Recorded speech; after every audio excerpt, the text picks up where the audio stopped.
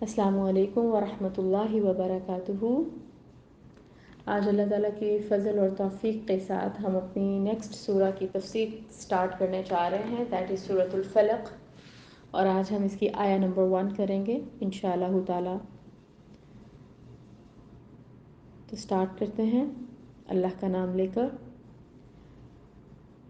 سبحان اللہ وبحمدہ عدد خلقہ ورضا نفسہ وزنة عرشہ ومداد کلماتہ یا رب لک الحمد کما ینبغی لجلال وجہک وعظیم سلطانک۔ اما بعد اعوذ بکلمات اللہ التامات من غضبہ وعقابہ وشر عبادہ ومن ہمزات الشیاطین وان یحضرون۔ بسم اللہ الرحمن الرحیم۔ رب اشرح لی صدری ویسر لی امری واحلل عقدۃ من لسانی یفقہوا قولی۔ ربی زدنی علما اللہم انی اسألک علما نافعا وعملا متقبلا ورزقا طیبا۔ اللہم فقہنا فی الدین اللہم بارک لنا فی اوقاتنا۔ آمین الہی آمین۔ قرآن سے جڑنے کے علاوہ ہمارے پاس نجات کا کوئی راستہ نہیں ہے۔ قرآن نجات کا راستہ ہے۔ قرآن سے ہمیں ہمیشہ جڑے رہنا ہے۔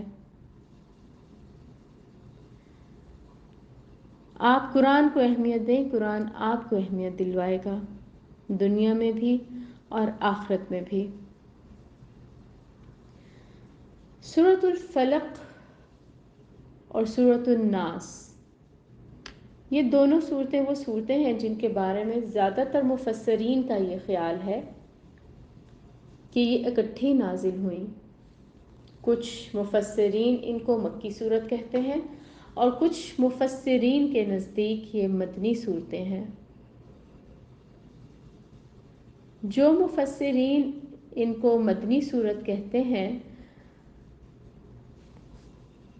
ان کے پاس اپنے دلائل ہیں، اور عقبہ بن عامر کی حدیث ہم اس ذکر میں سورۃ الناس میں ڈسکس کر چکے ہیں۔ جو مکی صورت کہتے ہیں وہ اس وجہ سے کہ ان میں جو ردم ہے، ان میں جو فلو ہے اور ایمانیات کی بات کی گئی، تو یہ مکی صورتوں میں ایسا نظر آتا تھا، اس وجہ سے وہ اس کو مکی صورت کہتے ہیں۔ کچھ مفسرین کے نزدیک یہ 2 دفعہ بھی نازل ہوئیں، واللہ اعلم۔ لیکن جو مفسرین ان کو مدنی صورت کہتے ہیں، سورۃ الفلق کے حوالے سے ہم دیکھیں تو یہاں پہ جو شان نزول اس کا کچھ تفاسیر میں دیا گیا ہے وہ بھی اس کی وجہ بنتا ہے۔ وہ شان نزول ڈسکس کرنے سے پہلے سورۃ الفلق کی اہمیت اور فضائل کو تھوڑا سا دیکھ لیتے ہیں۔ سورۃ الفلق وہ سورت ہے، سورۃ الفلق اور سورۃ الناس دونوں، جن کو آپ صلی اللہ علیہ وآلہ وسلم اپنی نمازوں میں پڑھتے تھے۔ آپ صلی اللہ علیہ وآلہ وسلم نے ان دونوں صورتوں کو حفاظت کی غرض سے نہ صرف اپنے پر پڑھا بلکہ اپنی فیملی کی حفاظت کے لیے بھی پڑھا۔ حضرت امام حسن علیہ السلام اور حضرت امام حسین علیہ السلام کے اوپر بھی آپ پڑھا کرتے تھے۔ پھر صحابہ کرام رضی اللہ تعالیٰ عنہ کے معمول میں دیکھیں تو یہ صورتیں ان کے بھی معمول کا حصہ رہیں، انہوں نے بھی اس کو حفاظت کی غرض سے پڑھا۔ پھر آپ صلی اللہ علیہ وآلہ وسلم کی حدیث کا مفہوم کچھ اس طرح سے ہے کہ پچھلی کسی قوم پر ان الفاظ میں حفاظت کے لیے کوئی صورت نازل نہیں کی گئی جن میں جادو، نظر بد اور برائی کو ڈیل کرنے کے لیے مطلب اس سے حفاظت دی گئی ہو، حفاظت کے لیے وہ صورتیں ہوں ان تمام پرابلم سے۔ تو سورۃ الفلق اور سورۃ الناس اس طرح سے آپ صلی اللہ علیہ وآلہ وسلم کی بیان کردہ حدیث کے مفہوم کے مطابق امت کے لیے ایک اسپیشل گفٹ ہے۔ آپ صلی اللہ علیہ وآلہ وسلم ان کو صبح اور شام کے اذکار میں رکھتے تھے. جب آپ رات کو سونے لگتے تو 3 بار ان صورتوں کو پڑھتے، اپنے ہاتھوں پر پھونکتے اور پھر پورے جسم مبارک پر اپنے ہاتھوں کو پھیر لیتے. سورۃ الفلق میں بہت سے مختلف قسم کے شر ہیں جن سے پناہ مانگی گئی، جن کو انشاءاللہ تعالیٰ تفسیر پڑھتے ہوئے ہم ڈسکس کریں گے. یہ آؤٹ ڈور فیکٹرز ہیں جو بیانڈ کنٹرول ہیں. آؤٹ سائڈ فیکٹرز کی بات کی گئی ہے اس میں. جبکہ سورۃ الناس میں دیکھیں تو شیطان کے وسوسے کی بات کی گئی تھی، قرین کی بات کی گئی تھی. اب ہم اس کا اگر ہسٹوریکل بیک گراؤنڈ دیکھنا چاہیں تو یہ 11 صورتیں ہیں، 11 آیات ہیں جو 2 صورتوں میں ملا کر بنتی ہیں. اور جو اسکالرز اس کو مدنی صورت کہتے ہیں ان کا کہنا یہ ہے کہ 6 اور 7 ہجری کے بعد جب صلح حدیبیہ ہو چکی تھی تو یہودی خیبر میں اکٹھے ہوئے اور انہوں نے سوچا کہ آپ صلی اللہ علیہ وآلہ وسلم کی اب ہم پر زیادہ توجہ نہیں ہے، تو کیوں نہ ہم ان کو کوئی نقصان پہنچانے کی اسٹریٹجی بنائیں. تو ان یہودیوں نے فیصلہ کیا اور لبید بن عاصم ایک شخص تھا یہودیوں میں، اس کے پاس چلے گئے اور جا کے اس کو کہا کہ تم جو ہو بہت بڑے میجیشن ہو، جادوگر ہو، اور اب ہمیں تمہاری مدد کی ضرورت ہے کیونکہ ہم نے تو پوری کوشش کر لی لیکن ہم اس دین کو اور آپ صلی اللہ علیہ وآلہ وسلم کی کوششوں کو روک نہیں پائے، اب تم ہماری مدد کرو. تو کچھ تفاسیر میں اس طرح سے مینشن کیا گیا ہے کہ آپ صلی اللہ علیہ وآلہ وسلم کے پاس ایک لڑکا یہودی آتا تھا، وہ کبھی کبھی آپ صلی اللہ علیہ وآلہ وسلم کے کچھ کام کر دیا کرتا تھا. تو لبید بن عاصم اور یہودیوں نے اس کو رشوت دی، برائب کیا، اور اس کے ذریعے سے آپ صلی اللہ علیہ وآلہ وسلم کی کنگھی اور بال منگوا لیے. اور پھر کہا جاتا ہے کہ ان بالوں پر جو ہے وہ اسپیل کاسٹنگ ہوئی، جادو کیا گیا اور پھر ان کو ایک کنویں میں پتھر کے نیچے دبا دیا گیا. اس کی ڈیٹیلز ابھی ہم ڈسکس کرتے ہیں. میں آپ کو یہ واقعہ بھی سناتی ہوں، اور یہ وہ واقعہ ہے جو احادیث سے ثابت ہے، یعنی صحیح بخاری میں اور صحیح مسلم میں موجود ہے، اور دیگر احادیث کی کتب میں بھی اس کا ذکر ملتا ہے.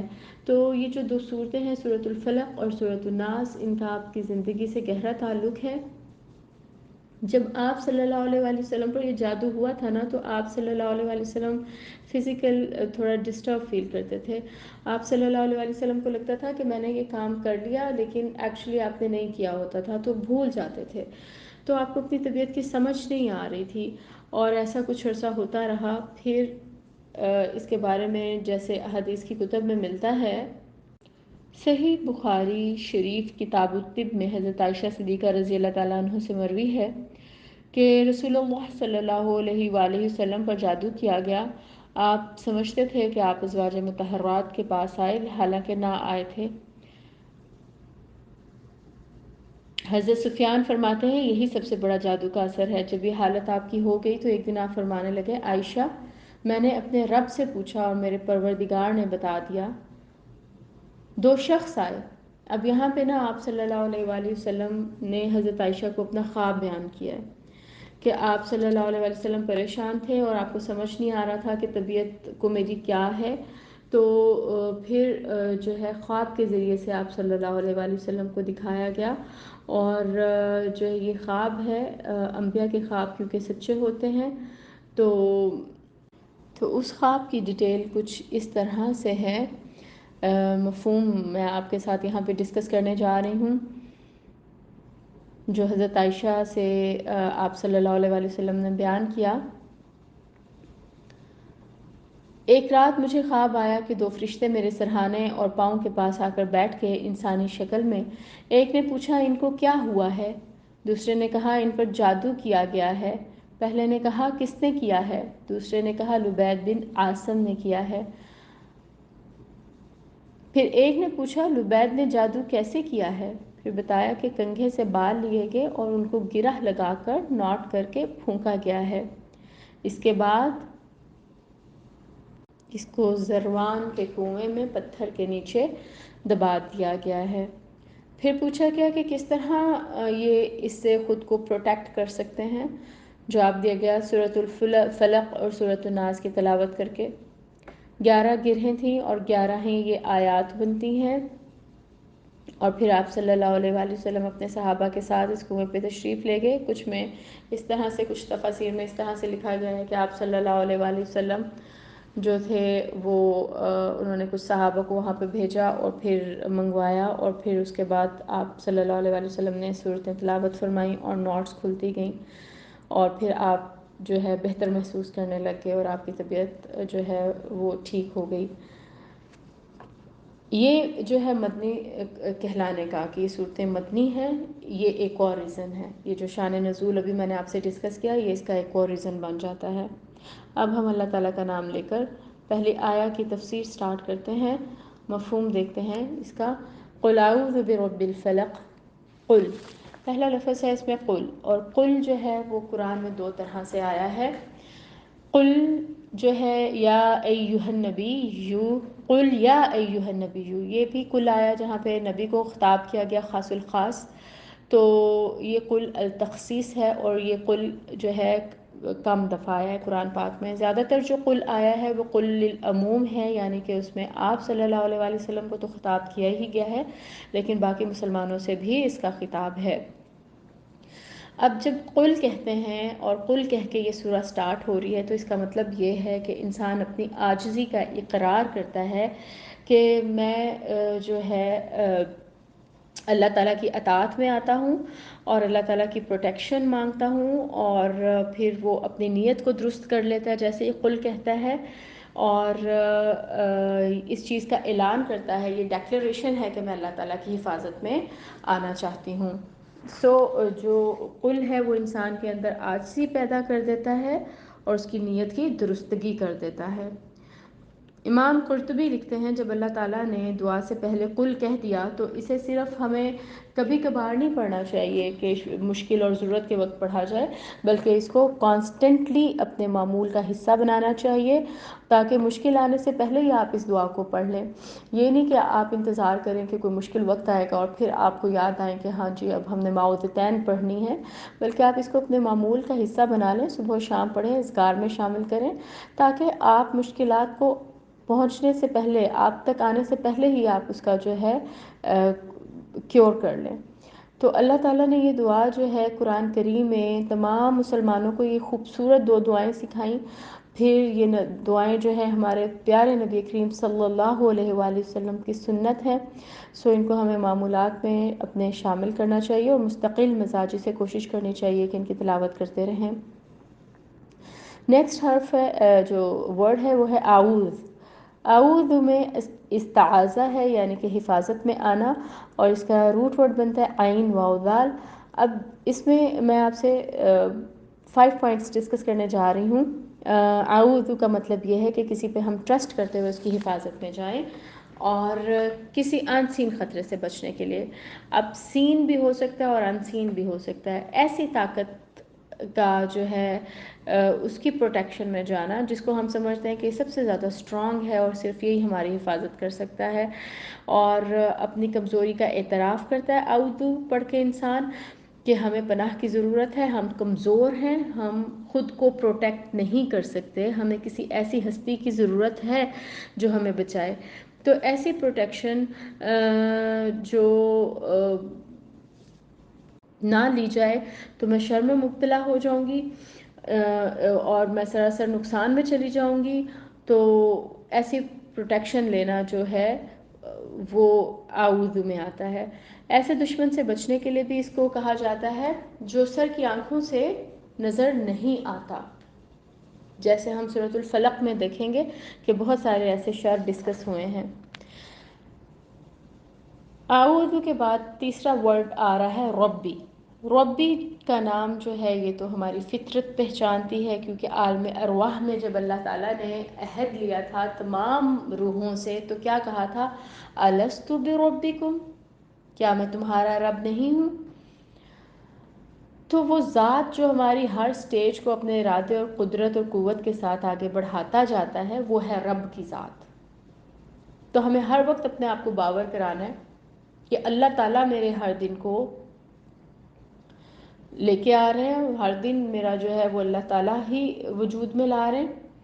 اور پھر یہ وہ خوبصورت نام ہے اللہ تعالیٰ کا جو اللہ تعالیٰ نے نبیوں کو اور قوموں کو بار بار یاد کروایا، اس کے ذریعے نبیوں نے دعائیں مانگی اور اللہ تعالیٰ نے دعائیں سکھائیں نبیوں کو، جیسے ربنا آتنا فی الدنیا ربنا ظلمنا انفسنا ربنا اغفر لنا ذنوبنا، اور رب کو رب کہہ کر پکارنا انبیاء کی سنت ہے۔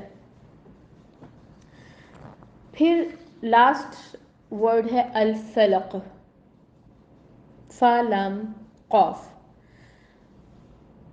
اس کے لغوی معنی ہے پھٹنا اور الگ ہونا۔ فلق صبح کو بھی کہتے ہیں، اور بہت سارے مفسرین نے سورۃ الفلق کے تفسیر میں فلق سے مراد صبح ہی کو لیا ہے، جو اندھیرے کو پھاڑ کر چیر کر صبح کو لے آتی ہے، صبح ہو جاتی ہے۔ لیکن اس کے علاوہ ہر وہ چیز جو پھاڑ کر باہر آ جائے فلق میں آتی ہے، جیسے سیڈ کو لے لیں، بیج جب پھوٹتا ہے نکلتا ہے سیڈ کوٹ سے تو وہ بھی فلق ہے۔